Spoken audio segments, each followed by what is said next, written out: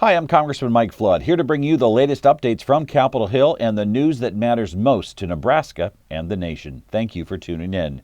Starting off, let's talk about the status of President Trump's One Big Beautiful Bill. This week, the Senate has continued working to get their version of the reconciliation bill completed.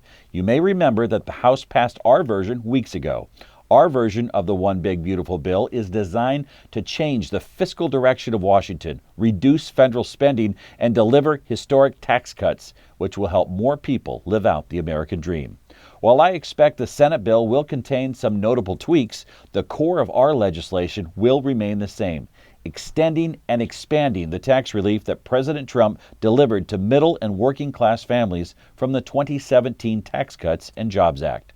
President Trump has indicated that he wants the reconciliation process wrapped up by the 4th of July so he can finally sign this historic legislation into law.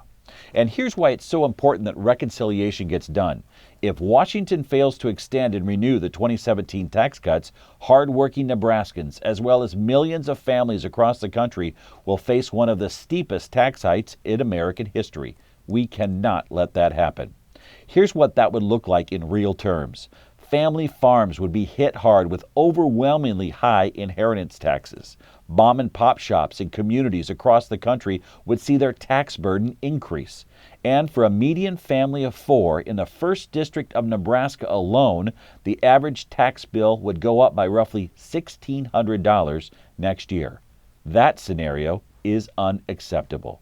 These are just a few of the reasons why I voted for the One Big Beautiful Bill when the House passed it last month, and I look forward to doing so again when we pass a final version, which will hopefully be very soon.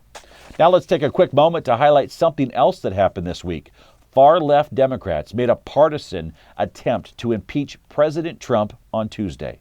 Radical Democrats were made to believe that President Trump had tried to take out Iran's nuclear program outside of his constitutional authority, even though President Obama took similar unilateral actions in dealing with other countries. House Republicans, along with the majority of the Democratic caucus, came together to vote down this sham impeachment attempt. I want to take a moment to thank President Trump for his decisive action and to express my gratitude to our brave servicemen and women for their professionalism. Thanks to them, this mission was a resounding success. And that's a wrap for this week's FloodWatch podcast. If you haven't already, I encourage you to sign up for my FloodWatch newsletter at flood.house.gov. It's the best way to stay updated on everything happening in Washington and our district. Thank you for listening, and have a great day.